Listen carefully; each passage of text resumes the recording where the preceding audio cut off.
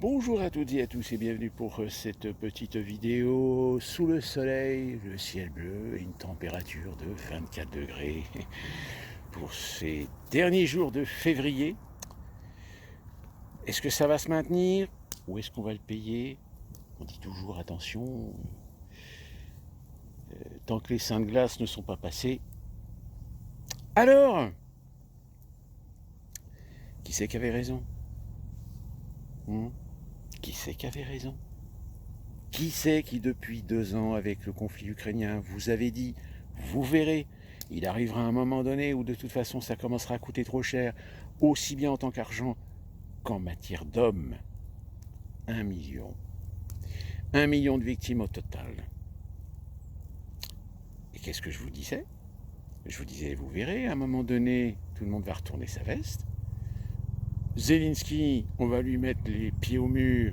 S'il accepte, tant mieux. S'il refuse, il dégage. Mais ce qui est formidable, c'est que vous avez actuellement en Europe des gens qui sont encore dans cet affectif, dans cet émotionnel. On a vu Emmanuel Béard. Emmanuel Béard, qu'est-ce qu'elle y connaît en géopolitique? Rien. On a vu les Magritte. Alors les Magritte, c'est les Césars belges, des groupes de personnes qui se sont amusés. Un hélico dans le coin. Je peux vous dire, celui-là, c'est pas un hélico militaire. Parce que les hélicos militaires, on reconnaît le son des pales et du moteur. Ah, ça, c'est la télévision. Tous ces gens émotionnés, évidemment, de voir qu'il y a un phénomène politique, idéologique qui est en train de se retourner. Donc évidemment, tout ce à quoi ils croient, tout ce à quoi ils se prétendent vouloir défendre, est en train d'être remis en question. Ça ne veut pas dire que ça va être supprimé, ça ne veut pas dire qu'on va le canceller, non. C'est que désormais, on va y mettre un petit peu plus de mesure, un peu plus d'intelligence, un peu plus de raison, que dans le paroxysme même de cette simplicité dont il se défend de vouloir absolument conserver l'idée. Sauf que non. Et donc, évidemment, tous ces gens en Europe, alors pas trop aux États-Unis, hein. Alors aux États-Unis, oui, vous avez les démocrates qui sont en train de chouiner, mais bon, c'est pas... ils sont tout seuls. Mais en Europe, oui, en fait, vous êtes en train de voir ceux qui se pensent avoir la légitimité de vous dire ce que vous devez ressentir, ce que vous devez être, alors qu'en réalité, eux-mêmes ne sont pas capables d'être constructifs dans leur raisonnement. Et donc, ils sont dans du pathos absolu. Ce même pathos qui leur fait croire que l'Europe, comme les États-Unis, ont filé de l'argent comme ça, par pur humanisme, par pure volonté de sauver l'Ukraine contre la méchante Russie, de l'argent gratuit. Mais non, bande de glands, c'est pas de l'argent gratuit. Est-ce que pendant 3 ans, vous n'avez pas compris que entre l'Union européenne et les États-Unis qui filaient des milliards d'argent à l'Ukraine, c'était pour avoir le bénéfice d'un intérêt derrière? Sauf que là, évidemment, l'Europe, ils sont en slip parce que c'est les Américains qui, finalement, ont posé leurs jalons. Il n'y a pas d'argent gratuit. On t'a filé des milliards, ok, maintenant, il va falloir rembourser. Tu peux pas rembourser? Eh bien, dans ce cas-là, trouvons un compromis. C'est le principe de la dette. C'est le principe qu'on applique aux États-Unis depuis des décennies sur les Américains. C'est l'endettement. En endettant les Américains, vous accédez à un peuple docile. Alors oui, vous avez quelques individus qui, de part et d'autre, selon leurs idéologies, font des manifs, hurlent, critiquent, mais ça reste limité, ça reste sans intérêt, sans conséquence. Parce que si jamais aux États-Unis, quelqu'un commence à remuer dans les brancards et commence à avoir une popularité et commence à commettre ou avoir un soutien massif ou, à tort ou à raison, une popularité qui irait à l'encontre de l'establishment, Trump, par exemple, Alex Jones, par exemple, Elon Musk, par exemple, eh bien, il y a un moment donné où, de toute façon, on va essayer d'avoir des leviers contre vous. Alors, le citoyen lambda, le levier, c'est tout simplement la dette. Si tu commences à trop foutre le bordel, si tu commences à être trop populaire, eh bien là, dans ce cas-là, on va te rappeler que tu es redevable à la société, que tu es redevable de par tes engagements financiers, tes emprunts, tes crédits. Eh bien, dans les guerres, toutes les guerres quelles qu'elles soient, lorsqu'elles ont des soutiens, des aides, c'est jamais gratuit. Il y a toujours à un moment donné une compensation. Alors ça ne peut pas forcément être une compensation matérielle, ça ne peut pas être une compensation forcément financière, ça peut être aussi une compensation diplomatique, politique, idéologique. On te file de l'argent, mais en échange, s'il y a une motion de censure à l'ONU contre mon pays, tu votes non. Si nous proposons dans une institution quelconque un projet ou un décret, tu votes oui, sans discuter, sans polémiquer. Eh bien ça, nos petits vertueux, petits droits de l'hommistes européens, ça, ils l'ont pas compris. Ou alors ils le comprennent, mais ils veulent pas l'admettre.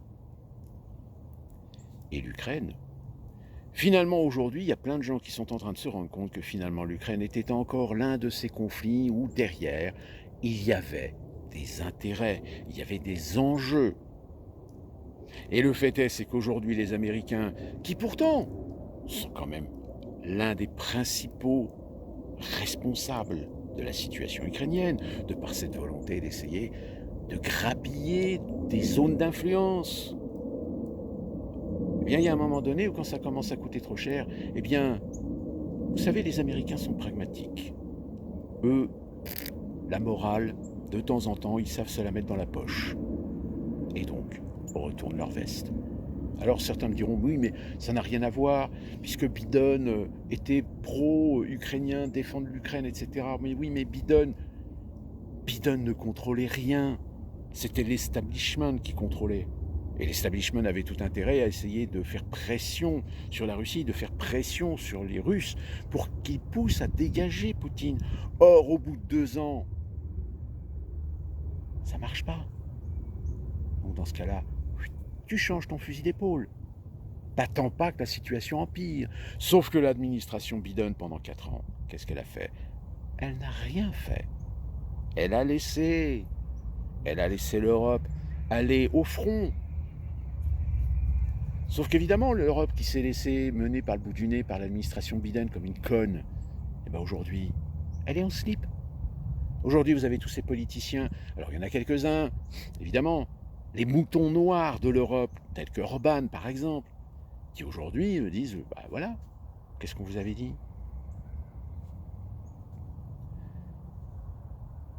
Et au final, quand vous avez Macron qui va à Washington, quand vous l'écoutez, quand vous le voyez, eh ben, c'est exactement ce que je vous disais.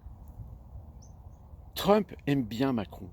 Il aime bien Macron, pourquoi? Parce qu'il est veule, parce qu'il est petit, parce qu'il te cire les pompes, parce que c'est un beau parleur. Je ne sais pas si vous avez vu cette séquence de Trump qui raconte cette anecdote sur la Tour Eiffel. Mais devant Macron, il lui dit, c'est un beau parleur. C'est un beau parleur. Et donc, étant donné que Macron est un beau parleur, il sert les intérêts de Trump avec l'Europe, puisqu'il sait que Macron va vendre rubis sur l'ongle la politique américaine.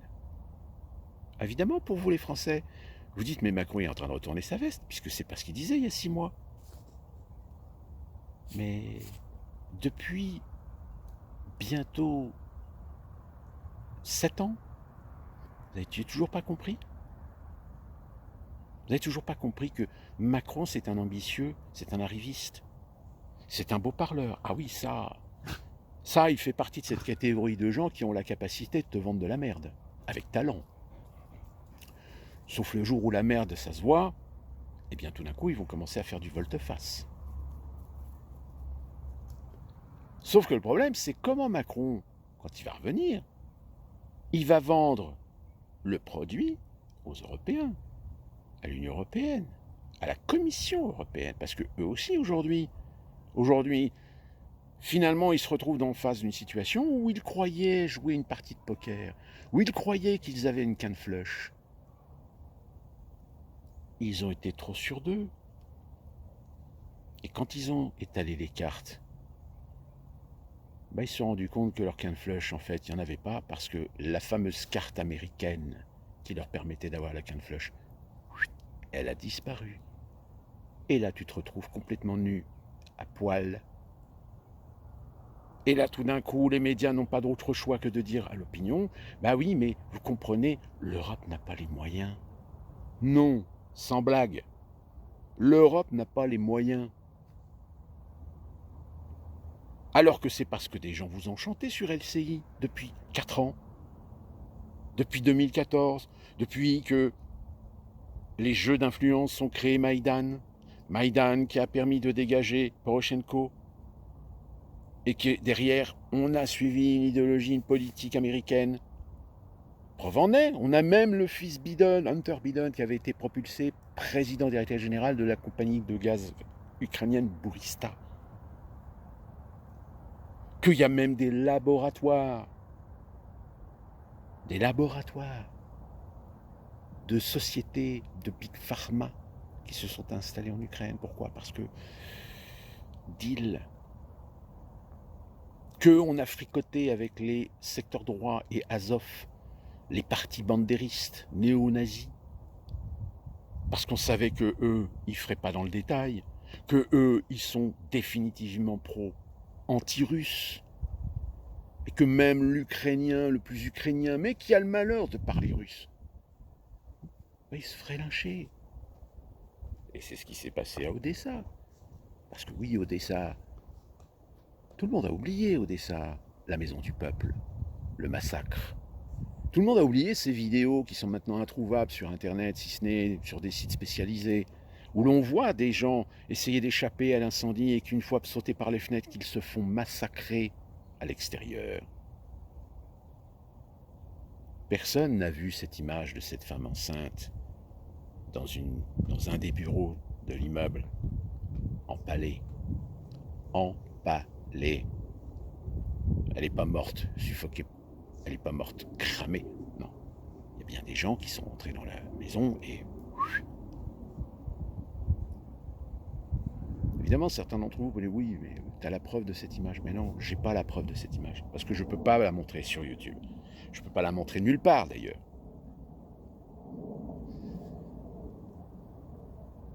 Donc, oui, vous êtes à un moment historique.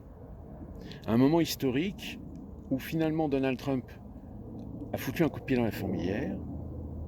Et même, je dirais, qu'aujourd'hui, CNAFO est en fait en train de se transformer en une sorte d'extension de Elon Musk à dénoncer l'argent claqué par les fenêtres dans le système étatique, dans le système de la fonction publique, dans le système des fonctionnaires, comme ce qui se passe aux États-Unis. Ah oui, aux États-Unis, vous avez des médias qui vous montrent des manifestations contre Elon Musk parce que Elon Musk c'est un méchant, parce que Elon Musk est à l'origine un Sud-Africain, parce que Elon Musk c'est un blanc et que donc par conséquent il est l'héritage du blanc sud-africain de l'apartheid. Oui, Elon Musk, il a bénéficié de la fortune de son père, c'est pas quelqu'un qui est né de rien. Non, son père les a abandonnés avec sa mère et ses 2 frères. Et quand il est arrivé aux États-Unis, il s'est démerdé tout seul. C'est un self-made man. Pourquoi il a eu autant de succès aux États-Unis? Parce que, justement, il est l'exemple même du rêve américain, de cet étranger qui vient aux États-Unis et qui réussit. tel point que quand vous réussissez, même à petite échelle, vous inquiétez pas, vous pouvez aller à l'immigration, et l'immigration, ils vont vous filer les papiers pour devenir américain. Moi, c'est ce qu'ils m'ont demandé. La dernière fois que j'ai visité les bureaux de l'immigration, ils m'ont tout de suite filé le dossier pour prendre ma citoyenneté américaine. Pourquoi? Parce que j'avais un statut social, parce que je gagnais de l'argent, parce que je payais des impôts. Donc je suis économiquement viable. Donc pour s'assurer l'économie, la viabilité économique, les Américains ont tout intérêt à vous voir prendre la nationalité américaine. Parce que pour eux, quoi que vous fassiez après, vous devrez toujours payer vos impôts fédéraux. Si demain, pour des raisons X, je décide de revenir en France, de vivre en France, de ne plus avoir aucun lien avec les États-Unis, ma citoyenneté américaine m'oblige à payer mes impôts fédéraux. C'est pour ça qu'en général, les Américains qui vivent en France sont généralement des riches, pas des pauvres, ou pas des gens de la middle class. Parce que c'est des gens qui ont les moyens de payer aussi bien les impôts en France que les impôts américains. Donc même si, encore une fois, de par le statut de citoyen américain, résident fiscal en France, il peut avoir le bénéfice de certaines réductions d'impôts. Donc, tout ça pour vous dire que oui, c'est un moment historique. C'est un moment historique parce que là, les médias mainstream sont en train de tout faire pour jouer de l'affectif, jouer de l'hypersensibilité, jouer du scandale. Rendez-vous compte, Donald Trump, ce salaud, pour cacher le fait que finalement l'Union européenne ne sert à rien. Ce n'est qu'une entité administrative qui a été mise en place pour tout simplement un projet, le projet de détruire les États-nations européens et d'en faire des suzerains d'une sorte d'État supranational. Et un jour, on vous dira, ben non, désormais, vos souverainetés sont à Bruxelles. Vos libertés individuelles assujetties à votre comportement. Le revenu universel, vous pouvez en bénéficier sous certaines conditions. De fermer vos gueules, d'être soumis, d'être un bon petit esclave. Si vous correspondez à ces 3 critères, dans ce cas-là, la vie est belle. Argent gratuit, vous consommerez évidemment à la mesure de votre statut de miséreux, de petit pauvre. Voilà le projet. Mais évidemment, si à un moment donné, il y a une prise de conscience de l'opinion pour se rendre compte que le système européen, en réalité, est une traîtrise. Le système européen qu'on vous a promis, l'Europe, c'est la paix. Ah bon? Là, vous avez un président américain qui propose la paix, et vous avez des députés qui ne veulent pas la paix, qui veulent la guerre. Alors ne nous dites pas que l'Europe, c'est la paix. Oui, mais c'est la paix pour faire la guerre contre Poutine. Rendez-vous compte, Poutine, il veut envahir l'Europe. Poutine, il veut vous attaquer chez vous. Mais vous êtes abrutis ou quoi? Je rappelle, la Russie, c'est 178 millions d'habitants. Avec quoi vous voulez qu'il envahisse l'Europe? Des robots? Des drones? C'est idiot. C'est stupide. Alors, il y en a qui disent, oui, il veut envahir totalement l'Ukraine. Et justement, il y a un moment donné où ce discours, qui a été tanné et tanné à mesure, eh bien, il y a des gens qui le croient. Alors qu'en réalité,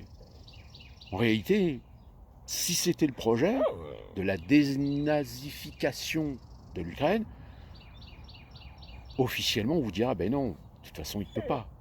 Il n'a pas les moyens. Il n'a pas les hommes. Alors, il a en effet la technologie peut-être de raser l'Ukraine. Mais après qu'il a rasé l'Ukraine, il en fait quoi? Politiquement, il se mettra donc le monde à dos.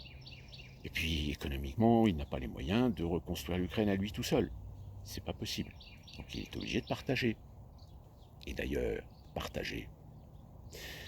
Savez-vous que Poutine serait tout à fait d'accord pour accepter certaines concessions américaines de terres rares dans la zone du Donbass? Elle est pas belle, la vie. Eh oui. Tous ceux qui sont en train de vous chanter les droits de l'homme, la liberté, la démocratie, en réalité, ces gens-là, soit ils sont complètement déconnectés des réalités, ou alors ils sont abrutis. Ou alors ils savent très bien la réalité, mais évidemment, c'est toute leur doctrine, c'est toute leur religion qui s'effondre. Parce qu'en réalité, on en revient toujours à la source. Une guerre économique, une guerre de pouvoir, une guerre hégémonique. Comme je vous l'ai dit dans les précédentes vidéos, la Russie, Poutine, a des ambitions qui ressemblent plus à des ambitions occidentales, et non pas les ambitions des BRICS d'essayer de construire un nouvel ordre mondial multipolaire. Sauf que le problème, c'est quand vous regardez l'état de situation des BRICS, c'est compliqué. Je dirais même impossible. Trop de divergences d'intérêts culturels, religieux. Donc du coup, vous êtes forcé d'admettre que la Russie a plus d'intérêts proches des Européens, des Américains, que de la Chine, que de l'Inde, que l'Afrique du Sud, que le Brésil, que tous les pays émergents. Des pays émergents qui, en effet, ont des intérêts économiques. Des pays émergents qui ont des ressources, qui ont des matières premières. Mais est-ce qu'aujourd'hui, ça vaut le coup? Et puis attendez, souvenez-vous, la Russie, c'est quand même le plus grand pays du monde.